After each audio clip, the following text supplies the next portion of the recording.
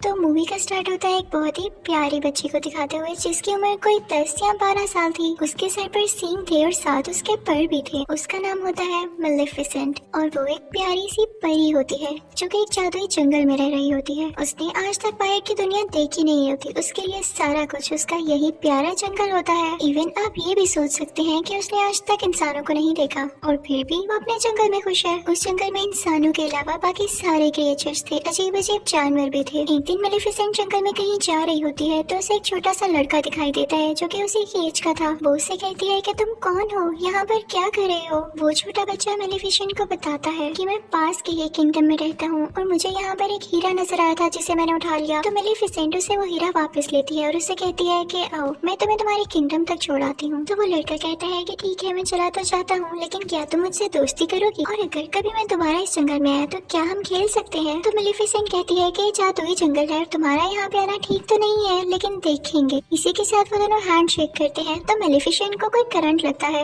In fact उसे उस लड़के की पहनी गई लोहे के रिंग से करंट लगा था। वो बताती है कि लोहा परियों को जला देता है तो आइंदा इसे पहन कर मत आना। इसके बाद हम देखते हैं कि वो लड़का अपने किंगडम में वापस चला जाता है, लेकिन जिस किंगडम से वो आया था वो किंगडम इस जंगल पे कब्जा करना चाहता था और इस लड़के के माँ बाप भी जिंदा नहीं थे।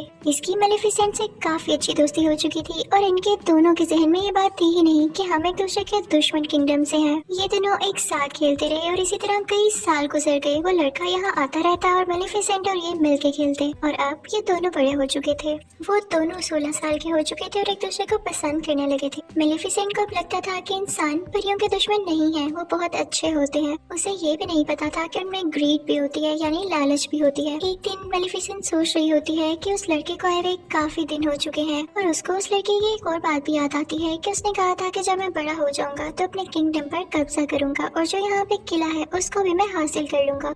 यानी मेलेफिसेंट को तो अभी भी ये समझ नहीं आ रहा होता कि वो लड़का लालची था। मेलेफिसेंट एक दिन अपने जंगल में बैठी होती है तो देखती है कि दूसरे किंगडम का राजा अपनी काफी ज्यादा आर्मी और घोड़ों के साथ उसके जंगल पर कब्जा करने आया है। मेलेफिसेंट अपने जंगल की परी होती है और वो अपने जंगल को प्रोटेक्ट करना अच्छे से जानती थी। वो उठ खड़ी होती है और अब काफी ज्यादा पावरफुल होती है। वो उस राजा से कहती है कि तुम मेरे जंगल में नहीं आ सकते। तो राजा कहता है मैंने तुमसे तो नहीं पूछा और इसी के साथ वो अपने लोगों को ऑर्डर देता है कि मुझे इसकी डेड बॉडी चाहिए। अब राजा की आर्मी जंगल की तरफ जाने लगती है लेकिन जंगल में से भी अजीबोगरीब क्रिएचर्स घोड़े पर बैठे हुए इन पर अटैक करते हैं और अब राजा और उसकी आर्मी पूरी तरह से जख्मी हो चुकी थी। सारे के सारे इंसान वहाँ से डर के भाग जाते हैं कि ये जंगल तो जादुई है और हमारे बस की बात नहीं है इनसे लड़ना। अब राजा अपने किंगडम में वापस चला जाता है। वो काफी बूढ़ा हो चुका था और काफी कमजोर भी। तो वो सब लोगों को इकट्ठा करता है और उनसे कहता है कि तुम सब जानते हो ना कि उस जंगल में कितना ज्यादा खजाना है और मैं शुरू से तुम लोगों से यही कहता आ रहा हूँ कि हम उस पर कब्जा करेंगे, लेकिन अब जैसी मेरी हालत है मुझे नहीं लगता कि मैं वहाँ जाकर लड़ सकता हूँ। लेकिन मैं तुम लोगों से वादा करता हूँ कि जिसने उस मेलेफिसेंट को मार दिया मैं उसकी शादी अपनी बेटी से कर दूंगा। तभी उनमें से एक लड़का बाहर आता है और कहता है कि मैं जाऊंगा वहाँ पर। आप ये सुन के हैरान रह जाएंगे कि ये लड़का कौन था। ये था स्टीफन, यानी वही छोटा बच्चा जो कि मेलेफिसेंट के साथ खेला करता था। अब हम देखते हैं कि स्टीफन जंगल में जाता है मेलेफिसेंट से मिलने के लिए कई साल बाद। मेलेफिसेंट उसे पूछती है कि इतना अरसा तुम कहाँ रहे, तुम्हें जरा ख्याल नहीं आया हमारी दोस्ती का। तो वो कहता है कि मुझे माफ कर दो, मैं कुछ मसरूफ हो गया था लेकिन मैं तुम्हें आज तक नहीं भूला और अभी भी मैं तुम्हें यही बताने आया हूँ कि हमारा राजा तुम्हें मारना चाहता है। तुम बस अपना ख्याल रखना, मैं तुम्हारी यहाँ पे हिफाजत प्रोटेक्शन करने आया हूँ। और इसके बाद वो दोनों बातें करने लगते हैं। मेलेफिसेंट उससे कहती है कि मैंने तुम्हें माफ किया, क्योंकि उसको नहीं पता होता कि इंसान किस कदर बुरे हो सकते हैं। वो उस पर यकीन जो कर लेती है। लेकिन स्टीफन बहुत लालची इंसान था। वो उसे कोई नशे की दवाई पिला देता है पानी में जिससे वो बेहोश हो जाती है। उसके बाद स्टीफन चाकू उठाता है और उसे मारने लगता है लेकिन नाकाम रहता है। और फिर अगली सुबह जब हम देखते हैं कि मेलेफिसेंट की आंख खुलती है तो उसके पर नहीं होते, वहाँ पर उसके जख्म हुए होते हैं, जिसे देख के मेलेफिसेंट को अपनी आंखों पर यकीन नहीं आता और वो चिल्लाने लगती है, रोने लगती है, क्योंकि उसके खूबसूरत पैर अब उसके साथ नहीं रहे थे। वो अब परों वाली परी नहीं रही थी। दूसरी तरफ हम देखते हैं कि स्टीफन मेलेफिसेंट के पर लेके राजा के पास आता है और कहता है कि ये ले, मैंने आपसे किया हुआ वादा पूरा कर दिया। राजा उससे उससे बहुत खुश होता है और उससे पढ़ लेके उसे इस किंगडम का राजा बना देता है। और यहाँ पे स्टीफन का भी ख्वाब पूरा हो चुका था, उस लालची इंसान का ख्वाब। दूसरी तरफ जंगल में हमें मेलेफिसेंट दिखाई जाती है, जो कि काफी उदास थी क्योंकि वो अब उड़ जो नहीं पाती थी। वो एक दिन जंगल में चलकर कहीं जा रही होती है कि देखती है कि एक शिकारी किसी कौवे को मारने वाला है। उसे ये सब चीजें बर्दाश्त नहीं होती थी, तो वो फौरन से उस कौवे को इंसान बना देती है और वो शिकारी बेचारा वहाँ से डर के भाग जाता है। वो कौवा जो कि अब इंसान बन चुका था उसके पास आता है और कहता है कि थैंक यू, लेकिन आपने ऐसा क्यों किया? तो मेलेफिसेंट कहती है कि मैं नहीं बता सकती, बस मेरे दिल में रहम आ गया। तो वो कौवा कहता है कि अब मैं आपकी सारी जिंदगी खिदमत करूंगा, आप जो मुझसे कहेंगे मैं आपकी हर बात मानूंगा। वो इंसान बनने पे काफी खुश होता है। तो मेलेफिसेंट भी इस बात से एग्री हो जाती है और उसका नाम डीएवल रखती है। हम डीएवल उसे इन्फॉर्मेशन ला कर देता था। मेलेफिसेंट को पता चलता है कि स्टीफन ने सिर्फ और सिर्फ राजा बनने की लालच में उसके पर काटे, तो उसे इंसानों से नफरत होने लगती है। उसका ट्रस्ट इंसानों पर से खत्म हो जाता है। फिर हम देखते हैं कि उस तरफ किंगडम में स्टीफन की राजा की बेटी के साथ शादी हो चुकी थी और अब उसकी एक बेटी भी पैदा होती है। वहाँ पे काफी ज्यादा सेलिब्रेशंस हो रही होती हैं और किसी को कुछ पता नहीं होता कि वहाँ पे कौन कौन आ रहा था, कितनी कितनी दूर से आ रहा था। और इसी चीज का फायदा उठाते हुए मेलेफिसेंट भी वहाँ पर जाती है और उसे विश करने लगती है। वो उस छोटी बेबी से कहने लगती है कि तुम बहुत प्यारी हो, लेकिन जैसे ही तुम 16 साल की होगी तुम्हारे हाथ में एक सुई चुभेगी, जिसके बाद तुम्हारी डेथ हो जाएगी, तुम्हारी मौत हो जाएगी। तो स्टीफन उसके आगे किड़किड़ाने लगता है और कहता है कि ऐसा नहीं करो, तुम मेरा बदला मेरी बेटी से क्यों ले रही हो? तो मेलेफिसेंट कहती है कि मैं भी एक लड़की थी और याद है तुमने मेरे साथ क्या किया था। मेलेफिसेंट के दिल में अभी भी कुछ रहम बाकी होता है, तो वो स्टीफन से कहती है कि एक सोल्यूशन है, अगर तुम्हारी बेटी को उसके 16th बर्थडे पे उसका सच्चा प्यार मिल गया तो उसकी जान बच सकती है। स्टीफन इस बात से काफी परेशान हो जाता है और 3 छोटी छोटी परियों को बुलाता है और कहता है कि मेरी बेटी को यहाँ से दूर ले जाओ और जब तक ये 16 साल की नहीं हो जाती इसे यहाँ मत लेकर आना, वरना इसका कर्ज सच्चा हो जाएगा। और उसके बाद वो निकलता है जंगल पर अटैक करने के लिए, लेकिन ऐसा नहीं कर पाता क्योंकि जंगल की बाउंड्रीज को मेलेफिसेंट ने कवर कर रखा था अपनी पावर से और अब कोई भी इंसान उस जंगल में नहीं आ सकता। फिर हम देखते हैं कि वो प्रिंसेस जो स्टीफन की बेटी होती है उसका नाम अरोरा होता है और वो 3 परियों से लेके काफी दूर चली गई होती है, लेकिन मेलेफिसेंट को अभी भी उसका मुकाम पता था कि वो किस जगह पर रह रही है। वो उसे डराने की कोशिश करती है, लेकिन वो छोटी बच्ची यानी प्रिंसेस अरोरा हंसने लगती है और अब मेलेफिसेंट का दिल भी उसके लिए सॉफ्ट होने लगा था क्योंकि मेलेफिसेंट एक अच्छी परी थी, वो जालिम औरत नहीं थी। वो 3 परियां जो प्रिंसेस अरोरा की केयर करती थी काफी ज्यादा केयरलेस थी और अक्सर मेलेफिसेंट खुद प्रिंसेस अरोरा की जान बचाती थी, कभी पहाड़ से नीचे गिरने से, कभी दरख्त से गिरने से। वक्त के साथ साथ प्रिंसेस अरोरा बड़ी होने लगती है। अब प्रिंसेस अरोरा पूरे 15 साल की हो चुकी थी, यानी उसका कर्ज पूरा होने में सिर्फ 1 साल बचा था। अब वो 3 परियों से जिस जगह पर लेकर आई थी वो एक बाउंड्री के अंदर थी और उसके आसपास काफी ऊंची ऊंची लकड़ियां थी। प्रिंसेस अरोरा ने भी इसके बाहर की दुनिया नहीं देखी थी, जैसे मेलेफिसेंट ने नहीं देखी थी, तो उसको सस्पेंस होता था कि आखिर इसके बाहर है क्या। तो एक दिन वो वहाँ पर जाती है और वहाँ पर देखने लगती है कि तभी उसे फील होता है कि जैसे यहाँ पर कोई है। वो आवाज देने लगती है, कोई है तो सामने आओ, मुझे बहुत से क्वेश्चंस पूछने हैं। अब मेलेफिसेंट होती है वहाँ पर, उसे रहा नहीं जाता और वो प्रिंसेस अरोरा के सामने आ जाती है। प्रिंसेस अरोरा उसे देख के चिल्लाती है और कहती है, आप तो वही हैं जो बचपन से मेरा ख्याल रखती हैं, लेकिन कभी मेरे सामने क्यों नहीं आई? आप तो मेरी गॉड मदर हैं, मैं आपको पहचानती हूँ और जो आपके साथ कौवा है ना, मुझे वो भी बहुत अच्छा लगता है। मेलेफिसेंट को इस जवाब की बिल्कुल उम्मीद नहीं होती, तो वो भी अंदर अंदर से खुश हो जाती है क्योंकि मैंने आपको बताया ना वो बहुत अच्छी परी थी। वो अरोरा से प्यार करने लगती है और अब वो नहीं चाहती थी कि जो कर्ज मैंने इसे दिया वो इसे कभी भी लगे। उन दोनों में काफी दोस्ती हो गई थी और बिल्कुल वो एक माँ बेटी की तरह एक साथ रहती थी, खेलती थी, बातें करती थी। एक दिन जब प्रिंसेस अरोरा सो रही होती है तब मेलेफिसेंट अपनी सारी पावर्स यूज करके वो कर्ज वापस लेने की कोशिश करती है, लेकिन उसे पता चलता है कि इतने साल पहले दिया गया कर्ज अब वापस नहीं हो सकता, स्पेशली तब जब उसके कंप्लीट होने का टाइम बहुत करीब आ चुका हो। और इसी बात को तो लेके मेलेफिसेंट परेशान थी कि उसका 16वां बर्थडे आने ही वाला था,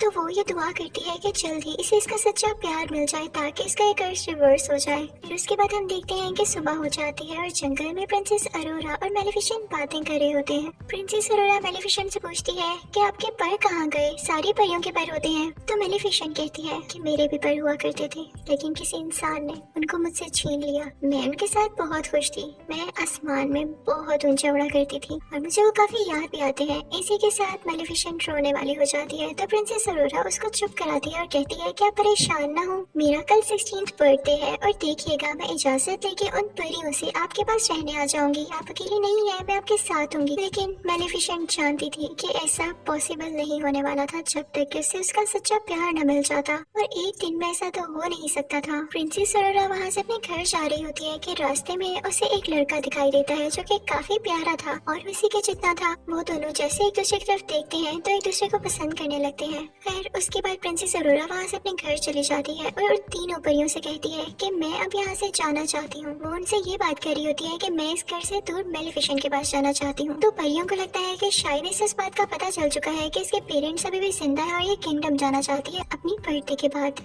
वो तीनों परियां उसको सारा कुछ सच बता देती हैं कि क्या क्या हुआ और एक इविल फेरी है जो कि तुम्हारी जान लेना चाहती है। वो उसे बताती है कि वो कोई और नहीं बल्कि मेलिफिसेंट है। और ये सुनकर प्रिंसेस अरोरा को अपने कानों पर यकीन नहीं आता। वो काफी उदास होकर मेलिफिसेंट के पास जाती है और उनसे पूछती है कि क्या जो मैंने सुना वो सारा कुछ सच है। तो मेलिफिसेंट उसे प्यार से कहती है कि हाँ ये सच है, मैंने तुम्हें कर्ज दिया था लेकिन अब मेरा दिल बदल चुका है। मैंने सिर्फ तुम्हारे फादर की वजह से ऐसा किया। मैं भी अब नहीं चाहती कि तुम मर जाओ। मैं तुमसे बहुत प्यार करती हूँ। लेकिन प्रिंसेस अरोरा काफी हर्ट होती है और वहाँ से चली जाती है। वो सीधा उस किंगडम की तरफ भागती है और जाके अपने फादर यानी स्टीफन राजा के गले लग जाती है और कहती है कि डैड मैंने आप लोगों को बहुत मिस किया। मुझे लगता था कि शायद मैं अकेली हूँ। उसके डैड को बहुत गुस्सा आता है उन तीन परियों पर। वो कहते हैं कि जब मैंने कहा था कि अरोरा को उसकी 16th बर्थडे के बाद लेकर आना है तो तुम लोग सब कुछ जानते हुए भी इसे एक दिन पहले क्यों ले आए जब कर्ज होने ही वाला है पूरा। वो अपने लोगों को ऑर्डर देते हैं कि इसे वापस छोड़ाओ या इसे कमरे में बंद कर दो जहाँ इसके आसपास कुछ भी ना पड़ा हो और ना कोई इस कमरे में जाए।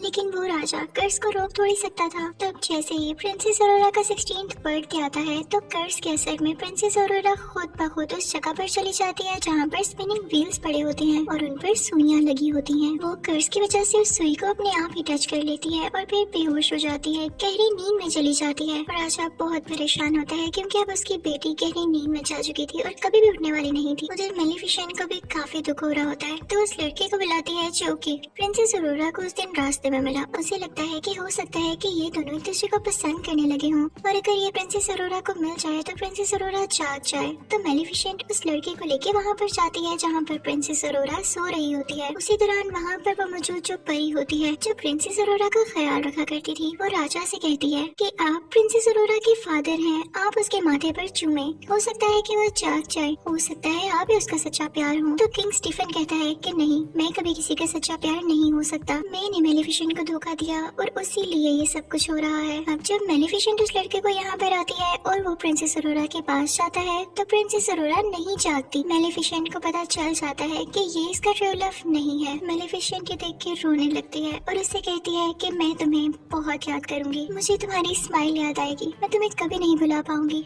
और ये कह के मेलिफिसेंट रोते हुए उसके माथे पर किस करती है और वहाँ से जाने लगती है। लेकिन तभी उसे पीछे से आवाज आती है, रुकिए गॉडमदर। और ये आवाज प्रिंसेस अरोरा की होती है। जी हाँ, प्रिंसेस अरोरा का ट्रू लव, उसका सच्चा प्यार मेलिफिसेंट ही थी क्योंकि वो उससे दिल से प्यार करती थी। प्रिंसेस अरोरा मेलिफिसेंट से कहती है कि मैं आपके साथ जंगल में रहना चाहती हूँ। तो मेलिफिसेंट उसे अपने साथ लेके जाने लगती है लेकिन तभी पीछे से स्टीफन के लोग उन पर जाल डाल देते हैं। वो लोहे का जाल होता है जो कि परियों को चला सकता था। मेलिफिसेंट यहाँ पे बहुत बेबस हो जाती है और अपने कव्वे को ड्रैगन बना देती है। वो कौवा यानी जो कि अब ड्रैगन था अपने मुंह से आग निकालने लगता है और वहाँ पर मौजूद सारे लोगों को जला देता है। मेलिफिसेंट अब आजाद भी हो जाती है लेकिन तभी यहाँ पर आता है किंग स्टीफन अपने कुछ लोगों के साथ और इसने लोहे की शील्ड पहनी होती है ताकि मेलिफिसेंट को हमेशा के लिए मार दे। दूसरी तरफ प्रिंसेस अरोरा को मेलिफिसेंट के वही पर नजर आ जाते हैं। वो पर मूव कर रहे होते हैं जैसे उन्हें भी पता चल गया हो कि उनकी मालिक यहाँ पर है। प्रिंसेस अरोरा उन परों को आजाद कर देती है और वह खुद ब खुद मेलिफिसेंट के साथ जाके लग जाते हैं। मेलिफिसेंट दोबारा सोने लगती है और स्टीफन को अपने साथ उड़ा लेती है लेकिन उसे बिल्डिंग से नीचे नहीं गिराती। स्टीफन उस पर अटैक करने लगता है जिसकी वजह से वो दोनों ही बिल्डिंग से नीचे गिरने लगते हैं यानी कैसल से। स्टीफन ने मेलिफिसेंट के परों को पकड़ा होता है ताकि वो उड़ न सके लेकिन जैसे ही वो लोग जमीन पर गिरने वाले होते हैं मेलिफिसेंट अपने पर खोल लेती है और उड़ जाती है लेकिन इस वजह से स्टीफन जमीन पर गिरकर मर जाता है। यानी अब ये लालची आदमी इस दुनिया में नहीं रहा था, सब कुछ ठीक हो चुका था। अगली सुबह हम देखते हैं कि मेलिफिसेंट उन सब बाउंड्रीज को हटा देती है जो उसने जंगल के गिर्द बनाई हुई थी। वहाँ पर दोबारा से फूल खिलने लगते हैं, ग्रीनरी वापस आ जाती है। उसके बाद वो प्रिंसेस अरोरा से कहती है कि आज के बाद तुम इस जंगल की रानी हो और वहाँ का किंगडम और ये जंगल आपस में मिल जाते हैं और सब बहुत हंसी खुशी जिंदगी गुजारने लगते हैं। यहाँ पर मेलिफिसेंट पार्ट 1 एंड हो जाता है।